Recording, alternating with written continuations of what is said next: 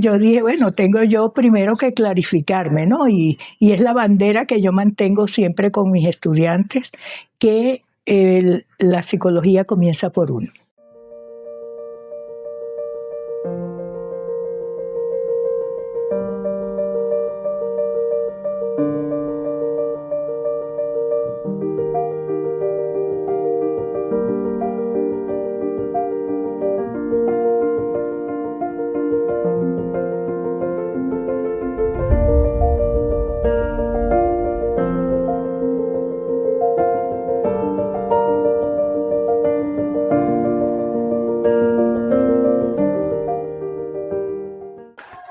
Bienvenidos una vez más a un nuevo capítulo de Historias de Vida, un podcast que se ha convertido en ese libro abierto para conocer esa historia que ha marcado a cada uno de los uptanquistas. Por eso los invitamos una vez más a disfrutar de nuestros episodios en las plataformas de nuestra universidad, Uptanca Cecilio Acosta en YouTube y uptanca.oficial en Instagram.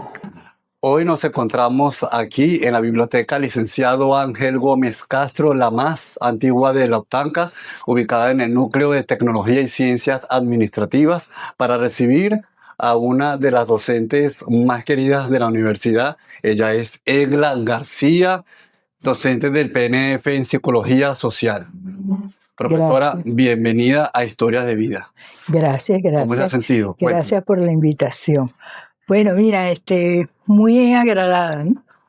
De estar aquí, de compartir algunas de mis experiencias de tantos años de vida.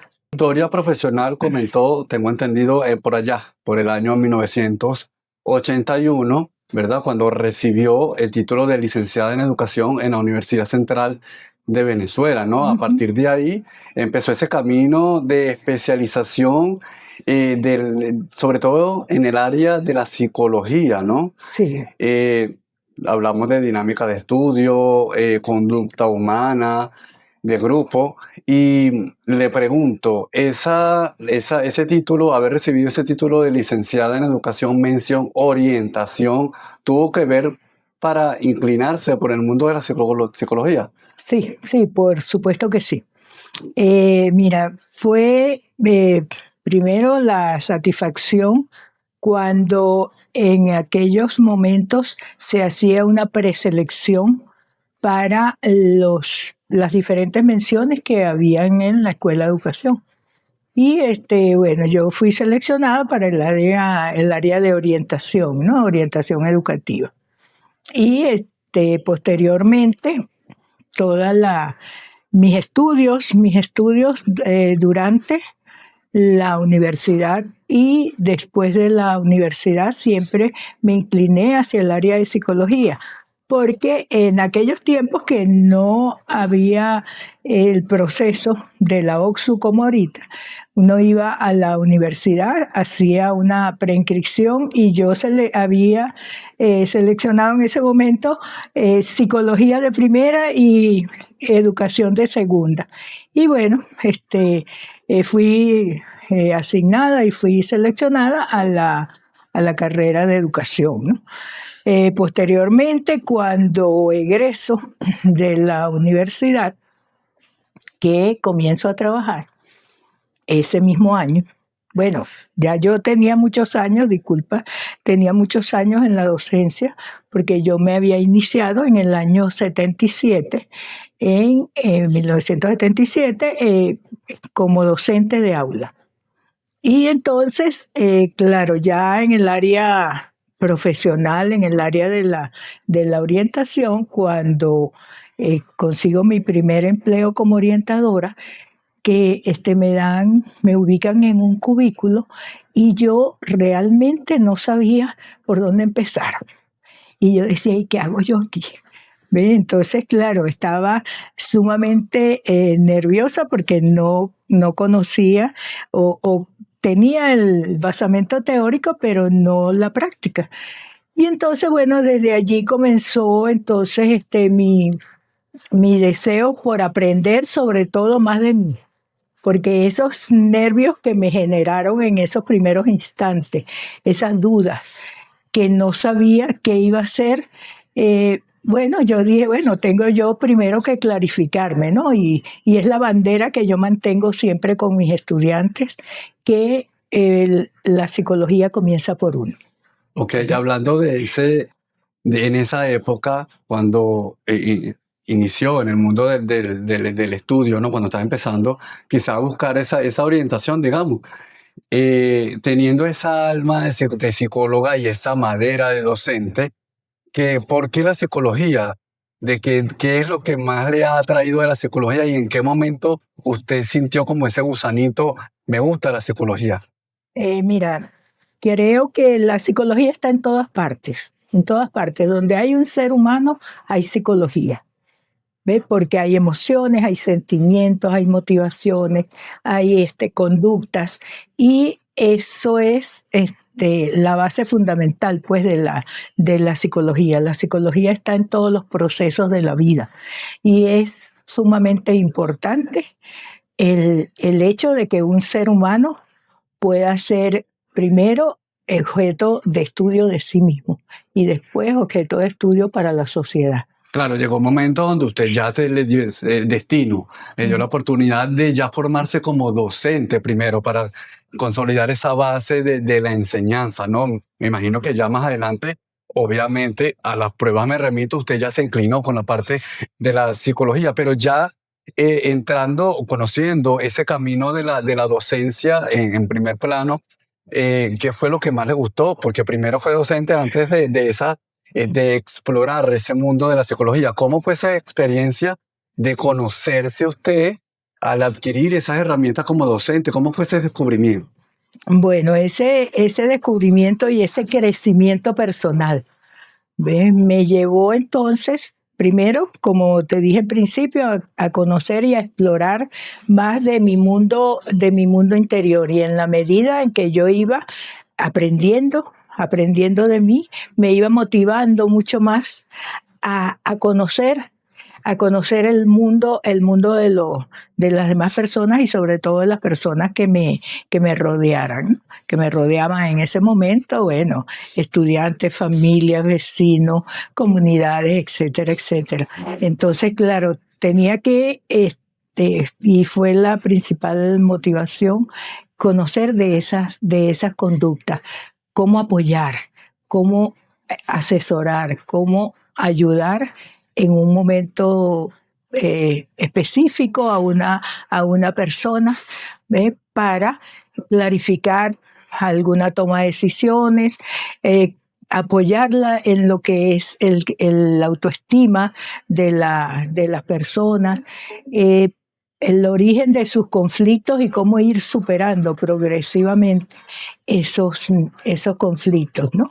Entonces, claro, eso siempre me motivó y eso me llevó a buscar escuelas de psicología y escuelas de aprendizaje en el área psicológica y bueno, en esos inicios conocí muchísimas corrientes, muchas corrientes psicológicas como en primera instancia psicoanálisis, que fue quizás la primera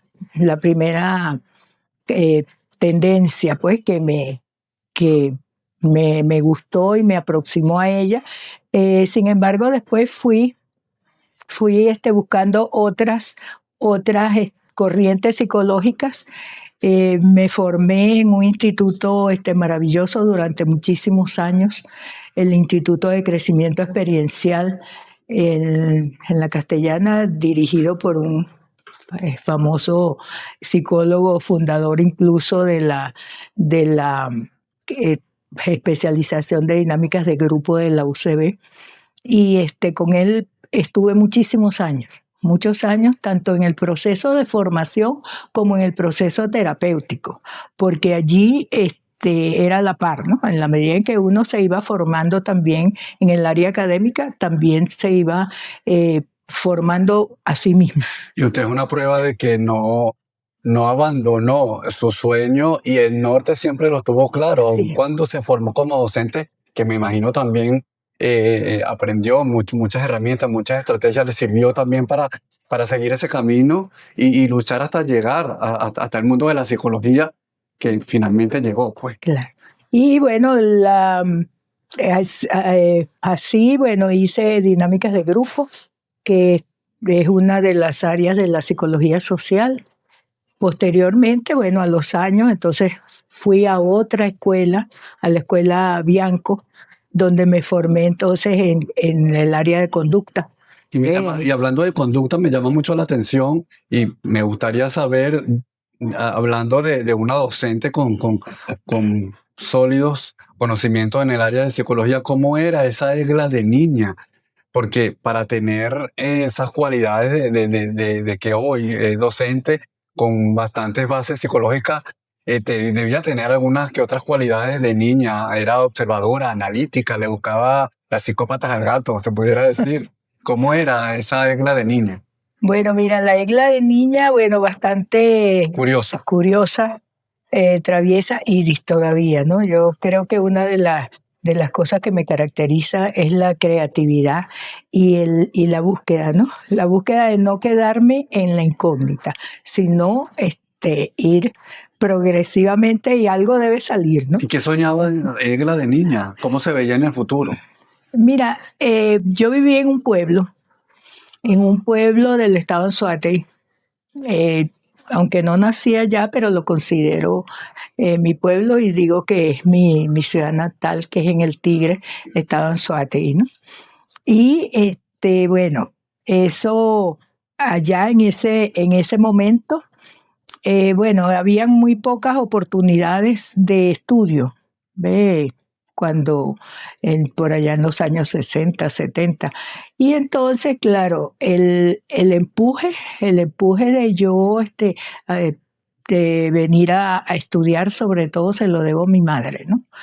Una mujer, bueno, increíble, con una formación académica, poca formación académica, pero sin embargo, con unos deseos de que sus hijos salieran adelante, y en esos deseos ella se arriesgó, una mujer arriesgada, se arriesgó a venirse con todos sus muchachos a Caracas porque ella deseaba que nosotros pudiésemos estudiar, ¿no? Formarnos, hacernos profesionales, y eso, bueno, fue mucho impulso, aparte de todo el afecto, todo el amor, todo el cariño que me profesaron mis padres, porque mis padres, bueno, aunque ya no están, los amo profundamente porque fueron unos seres extraordinarios. Un gran ejemplo de vida. Un maravilloso ejemplo. Mi papá, bueno, igual como te digo que no tenían ninguna formación académica, pero eran autodidactas y fueron líderes políticos que participaron en aquellas luchas políticas de aquellos años, mi papá de los años 50, los años 60, de vivir de tener esa convivencia con ellos y aprender desde muy pequeña, sobre todo lo que es la lucha de clase. Ve, eso nos lo enseñó muchísimo mi papá. Mi papá, que fue un líder revolucionario de aquel momento, y mi madre también, que muchas veces fue presa. Fue encarcelada, y mi papá también. Entonces, claro, todas esas son motivaciones que lo llevan a uno de ver ese ejemplo de dignidad, el ejemplo de seguridad, el ejemplo de mantenerse firme en un ideal político. Entonces también eso influyó mucho en mí, ¿no? ¿Y en qué momento esa Egla de niña empezó como que a internalizar todo lo que estaba pasando, y a quién tenía a su lado y ese apoyo que usted siente hoy día para, de alguna manera, tener esos sueños y salir adelante? Mira, bueno, yo era traviesa y arriesgada, porque de las pocas hembras que participaban en aquellas luchas estudiantiles, y en aquel pueblo, recuerdo que eran muy poquitas las que nos arriesgábamos a ir a una, eh, por ejemplo, a una protesta, a una marcha, y ese empuje, yo fui miembro también de la Juventud Comunista, porque bueno, siguiendo el ideal también de mis papás, eh, entonces también me llamaba la atención y me arriesgaba, incluso de salir en la madrugada a hacer pinta, de salir en la madrugada a llevar propaganda y a meter por debajo de las puertas, porque con la clandestinidad del Partido Comunista no se podía hacer de día, ¿no? Estrategias. Fue también un aprendizaje de mucha táctica y mucha estrategia. Porque, por ejemplo, cuando nos allanaban la casa, que ya nosotros sabíamos, ¿ves? Sabíamos a dónde ir, ¿ves? A dónde ir a llevar una información, cómo llevar la información, ¿ves? De manera de no levantar la suspicacia de los policías que después que allanaban la casa, ellos se llevaban a mi mamá, sobre todo, que era la que estaba en la casa, se la llevaban detenida y nosotros, bueno, quedábamos ahí bajo el resguardo de los dijepoles, ¿no? En ese momento y entonces, claro, en esos momentos aprendimos mucho de cómo nosotros movilizarnos. ¿Ve? Cómo movilizarnos para llevar la información, por ejemplo, a los otros camaradas de lo que estaba pasando. Y eso, bueno, siempre lo mantuve, porque incluso en la universidad también fui luchadora, ¿no? Fui luchadora en la universidad de participar en protestas, en disturbios. Y esa experiencia que tuvo también en la parte académica y profesional, pero en lo personal, también ha tenido experiencias maravillosas con su familia. Cuénteme un poquito más de su familia y qué es lo más importante que usted siente al verlos, al enseñar también. Claro. Bueno, mira, nosotros somos una gran familia, ¿no? Mis hermanos del matrimonio fuimos 8 hermanos, 2 ya fallecieron.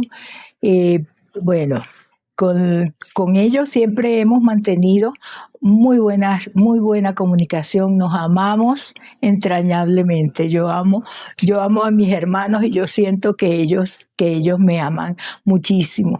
Y sobre todo, veo que en ellos también está reflejado esas virtudes de nuestros padres, ese amor, ese cariño, de mantenernos siempre unidos, y aun cuando no estemos tan cerca, porque hay unos que viven allá en el estado, una vive en el estado de Anzoátegui, otro que vive en Maturín, otro vive en Caracas, los demás estamos aquí en Los Teques, pero siempre, bueno, siempre estamos, siempre, aunque no estemos presentes, pero sentimos ese calor y ese afecto de hermanos que realmente nos amamos, nos queremos.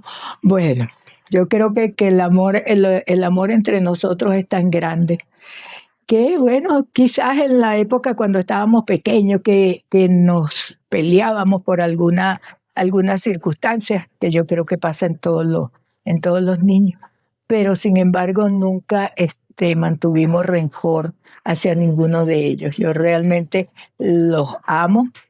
Y bueno, fue lo que mis papás reflejaron también, porque mis papás fueron personas que fueron muy queridas en todas las comunidades donde ellos les tocó vivir, fueron muy queridos, muy apreciados, Y esos muy valores y reconocidos. principios y esa unión familiar se aplicó para su propio legado, su propia familia. Pues por supuesto. ¿De qué manera? Mira, bueno, yo tengo 2 hijas, ¿no? Tengo 2 hijas profesionales, cada una con sus características. Su personalidad. Su personalidad, cada una. Pero realmente, bueno, primero ellas se aman muchísimo como hermanas. Y con nosotros los afectos son, bueno, de muchísimo amor permanente, de mucha comunicación, de mucho compartir. Mi hija, la más pequeña, esa es muy compartidora. Ella comparte con todo el mundo y ella es la que prepara, ella es la que organiza, es la que planifica. Sí, entonces ella. Y bueno, y la otra profesional es socióloga, la mayor no está en el país, ella trabaja en una fundación fuera del país, pero ella ama tanto a Venezuela y ama tanto su terruño y ama tanto esta herencia, porque ella dice mi herencia caribeña. Ve que ella, allá donde está, ella continúa bailando, a ella le gusta mucho el baile, de vivir las tradiciones, de ella transmitir las tradiciones. Entonces todo eso lo vivo yo con ella. Y todavía no tiene la bendición de tener nietos. Sí, yo ¿Cómo tengo es Egla García como abuela? Porque estamos hablando de que es una docente que tiene un gran conocimiento y hasta de psicología. ¿Cómo es la parte educativa? Porque usted nunca deja de enseñar en ningún entorno, y mucho menos en lo personal. ¿Cómo es Egla García de abuela y de qué manera puede enseñar su conocimiento educativo y también el legado de su familia que me dice que ha sido muy importante para usted? Sí, mira, creo yo que le di mucha fortaleza a mi nieto. Él está pequeño todavía, excelente estudiante. Y yo siento que de las fortalezas y de ese apoyo que le di durante tantos años en su proceso de formación, él ya se considera un ser independiente. Y un buen día me di cuenta, yo dije, y este niño ya no necesita de mí, ¿no? Porque, claro, yo lo acompañaba en las actividades, por ejemplo, en la parte creativa, a hacer algún mapa, hacer alguna actividad. Y siempre estaba, pero ahora él es tan independiente y eso siento yo que le he dado esa fortaleza, ¿no? De sentirse seguro, sobre todo cuando yo le digo, no es que no vas a fracasar en un momento que algo te salga mal, pero tienes las herramientas para tú salir adelante. Y seguir Tienes la fortaleza y con esa fortaleza tú sigues. Tú sigues adelante. No puedes decaer por un error que de repente hayas cometido. Hay muchos consejos ahí de parte de la abuela Egla. Está Bueno, siempre ahí sí. con una palabra de aliento. Sí, hay mucho. La consejera. Sí, bueno, no tanto consejera, sino el apoyo. Que él sienta más el apoyo físico, el apoyo psicológico, sin llegar mucho al discurso. Yo lo abrazo, bueno, abuela consentidora también, ¿no? Que en muchos momentos se me pone chiquitico y entonces quiere que yo le masajee los pies. Él desde muy chiquito tiene ese gusto, ese placer porque yo me acueste con él en un momento a sobarle los pies. ¿Y cuál cree usted que sea la mayor virtud que su familia, digamos, tiene de usted? Mira, la firmeza, la fortaleza y la espiritualidad, porque yo siento que les siento mucho amor primero por mí misma, el amor por mí misma y por supuesto el afecto que le proporciono también a las demás personas, porque no es solamente en el hogar, sino también en todos los ámbitos donde yo me desenvuelvo. Yo siento que llevo ese afecto, ese cariño, esa espiritualidad, esa palabra. Y la firmeza. Y la firmeza. Y hablando de firmeza, entremos ya en el plano ya profesional. Tengo entendido que en el año 1991 usted llegó al antiguo Culca, ¿verdad? Y empezó como que a asentar esas bases de lo que EGLA tiene para dar, ¿no? Cuénteme esa experiencia y usted empezó como coordinadora de educación preescolar. No, no, yo inicié como docente de aula hubo un concurso en ese momento, un concurso de credenciales en el año 91 para proveer el cargo para una asignatura que se llamaba Curso de Desarrollo Personal. Esa asignatura se daba en todas las carreras y tuve la oportunidad de compartir con todas las estudiantes de diferentes carreras, ¿no? De todas las carreras que habían aquí. Y bueno, eso me dio muchísima fortaleza porque era primero el trabajar y el llevarle ese conocimiento y darle la posibilidad a que cada uno de ellos pudiese salir fortalecido, ya que era curso de desarrollo personal, que no lo vieran como una materia más para aprobar, sino que eso le iba a dar herramientas para la vida. Y mira, yo creo que se consolidó durante muchísimos años porque tengo la satisfacción de recibir y que yo creo que en todas partes, bueno, he tenido anécdotas que de repente me he conseguido en Margarita con algún estudiante en Margarita, en Mérida, algún estudiante que me abraza con tanto cariño, ve que le conversa a otra persona sobre todo lo que aprendió de mí, sobre todo. Indudablemente usted deja huella y lo ha demostrado aquí en La Utanca, pero también ha ejercido otras labores como en Sí. bienestar estudiantil, también formó Sí, parte. yo fui, fui parte de bienestar estudiantil casi desde cuando me inicié aquí en el antiguo Culca, porque en ese momento se hacían las pruebas de selección de los estudiantes. Entonces, bueno, yo formaba parte del equipo que hacía las entrevistas, que revisábamos entonces las diferentes pruebas, sobre todo para el área de educación preescolar en ese momento, para el área de enfermería, que eran los que por lo general me correspondía evaluar, ¿no? Entonces, durante muchos años formé parte de ese equipo y posteriormente, en el año 2006, pasó a ser coordinadora de bienestar estudiantil. Y bueno, creo que hasta el 2010, no recuerdo. Y en la actualidad se desempeña como docente del Programa Nacional de Formación en Psicología Social, ¿no? ¿De qué manera cree usted que puede fortalecer esa formación de esos muchachos, de esos futuros psicólogos sociales, a su juicio? ¿Cuál es su mayor fortaleza? Bueno, mira, no sé si te enteraste, yo soy docente jubilada en la institución. Sí. Salí jubilada en el año 2015 de esta institución, que la amo profundamente. Y ha demostrado ese amor porque sigue aquí.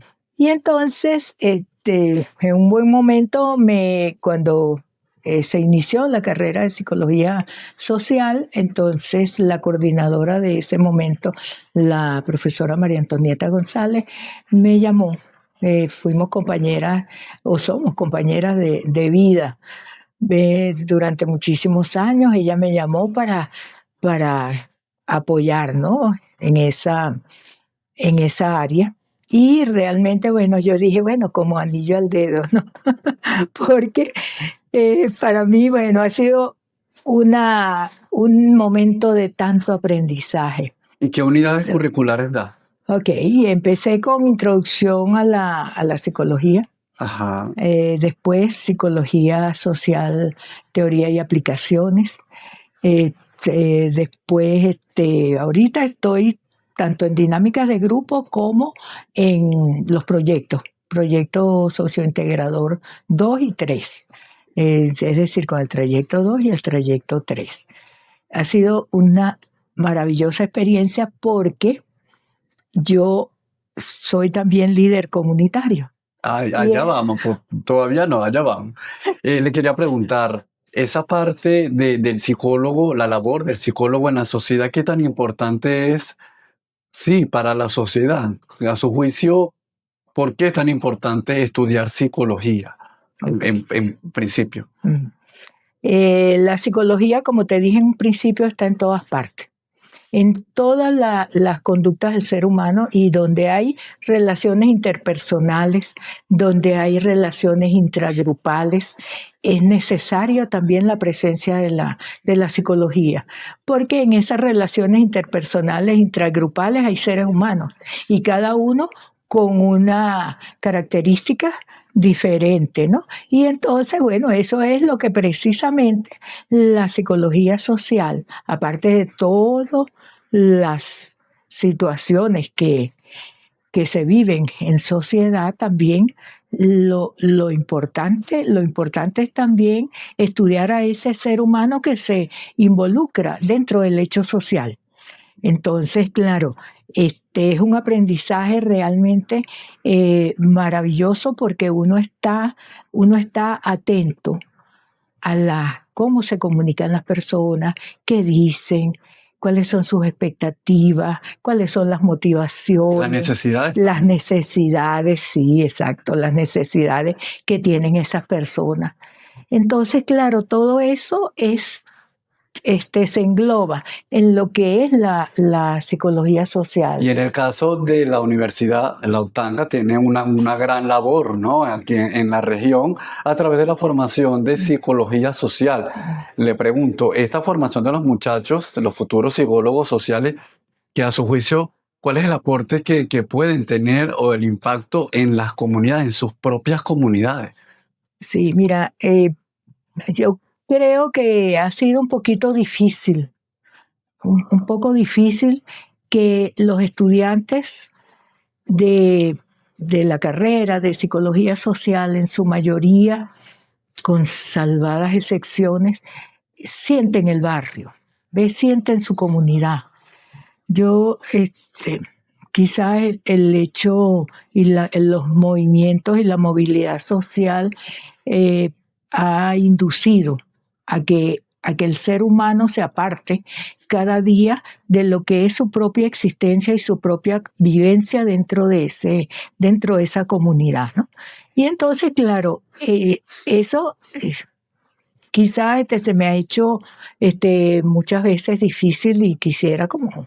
Pero sí tiene un impacto, tiene un poder de Sí, entonces, para claro, transformar la comunidad. a través de estos proyectos sociointegradores, es como nosotros vamos, eh, como dicen, formándolos a ellos, induciéndolos a que ellos puedan empezar a conocer de ese barrio donde ellos se desenvuelven, y empezando por esa historia de ese barrio y cómo esa historia ha influido en la conducta de ese conglomerado de la comunidad, pues, donde ellos se desenvuelven. Entonces, claro, por ahí se comienza, que ellos empiecen a vivir, como dicen, a vivir el barrio, conociendo toda su historia, hasta su geografía, porque eso tiene un impacto. Eso necesariamente tiene un impacto en el ser humano. Entonces, claro, en la medida en que ellos van conociendo todas esas influencias que ellos, y todo lo que ellos van consiguiendo en el barrio, esas historias locales, ellos se van identificando, ¿no? Se van identificando con esas situaciones, con las problemáticas que no necesariamente, como le digo a ella, no necesariamente tiene que ser malo, ¿no? Porque en su mayoría la tendencia era a que trabajar con los ancianos, ¿no? Trabajar con ancianos, porque los viejitos, y yo le decía, pero es que los viejitos damos para todo. No, los viejitos no todos los viejitos estamos en condiciones de abandono, de tristeza, de soledad. También nos conseguimos con viejitos proactivos. Claro. Entonces, eso también es una cualidad importante Claro. Y para analizar. finalizar, ¿cuál cree usted que es la labor de la universidad en la región a través del programa? ¿Qué es lo más importante que tiene el PNF de Psicología Social aquí en la región? Yo creo que ha tenido bastante impacto y porque en la medida que nosotros sigamos formando a esos futuros profesionales, que ellos empiecen a identificarse más con esas motivaciones, pues se pueden ir conquistando y logrando muchísimas otras cosas, porque ellos se van a sentir identificados y pueden promover a partir de ellos, y pues por supuesto es el reflejo de la universidad, cómo la universidad los va induciendo a que ellos se involucren más y ellos puedan también ser actores fundamentales dentro de los cambios sociales, ¿no?, que podemos dar aquí en la comunidad, en los teques, y que la gente, bueno, conozca realmente la labor que hace el psicólogo social, porque por tabúes, mitos, falsas creencias, siempre se ha dicho, no, los psicólogos lo que tratan es a los locos. No, mira, el psicólogo social tiene un papel tan importante dentro de la sociedad, porque como te digo, comenzando de sí mismo y después, en la medida en que yo me fortalezco, también puedo apoyar y ver Claro. con más claridad también lo que pasa a mi alrededor. Claro. Profesor, un mensaje final para toda la comunidad utanquista que nos está viendo en este episodio de Historia de Vida, que conoce su vida y conoce esa gran labor que hace aquí en cada uno de esos conocimientos que brinda a través del Programa Nacional de Formación en Psicología Social. ¿Qué mensaje le puede dar? El mensaje es que cada día nuestros estudiantes y sobre todo los que van egresando de los liceos, que se incorporen a esta carrera. Van a tener una bellísima experiencia, un excelente aprendizaje de lo que es la vida en sociedad, la vida en comunidad. Y eso le va a dar muchísima fortaleza, incluso hasta para moverse en el mundo entero. De verdad fue un gusto tenerla aquí en Historias de Vida. Historias de Vida. Recibimos con mucho cariño a la profesora Egla García, docente del Programa Nacional de Formación en Psicología Social. Historia de Vida es un podcast que llega a ustedes gracias a la producción de todo el talento de la Dirección General de Gestión Comunicacional de la UPTANCA. Los invitamos a disfrutar cada uno de nuestros episodios a través de las plataformas de nuestra universidad, UPTANCA Cecilia Acosta en YouTube y UPTANCA.oficial en Instagram, porque aquí hay una historia que contar. Gracias, profesora.